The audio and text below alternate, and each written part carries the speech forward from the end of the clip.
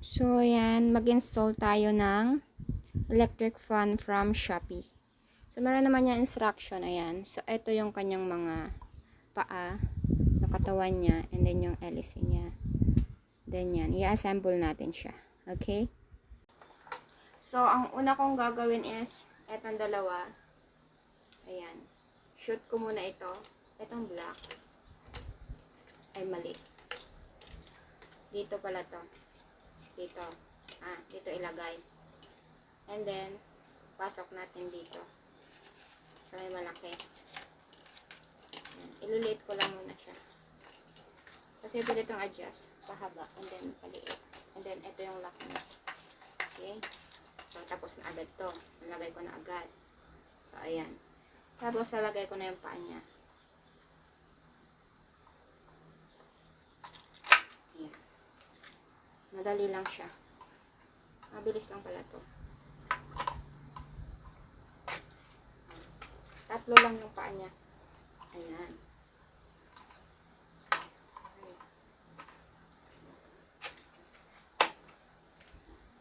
Naka-stand na siya. Pwede na siyang i-stand. Ayan. And then, lagay ko muna ito. So, meron siyang carton dito. Oh. Tapos may ganito din siya. Okay? Ingatan nyo, baka mawala.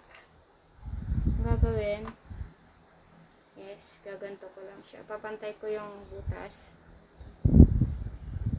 Ayan. Lagay dito.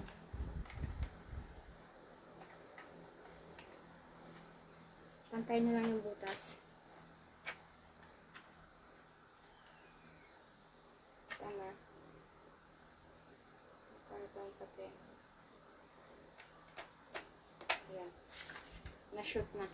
Okay. Ayan na. Tapos lagay ko na ito. Ang bakal.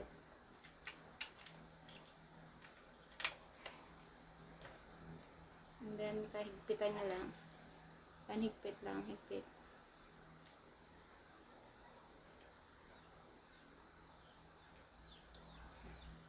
Ayan, ganun siya.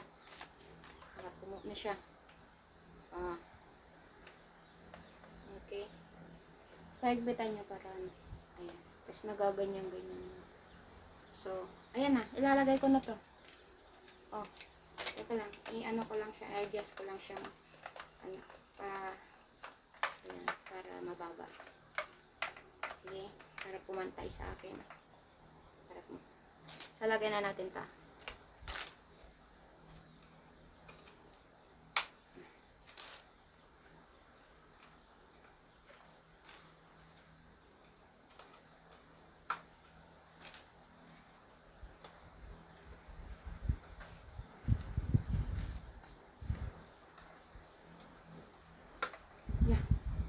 Tapos na.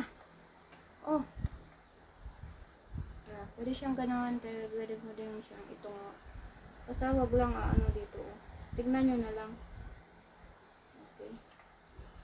Yan. Saksak natin. Try na natin. Try natin kung gagana. Bilis lang assemble. Okay. Ganun ko ng konti. Saksakan. Wait lang. Yan na siya. Nakasaksak na siya. On natin. Okay.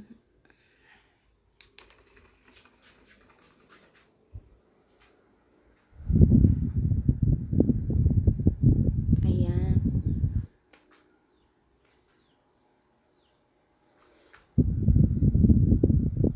Malakas naman siya. Okay naman siya. Sa magkano lang to? Mura lang to. Ayan.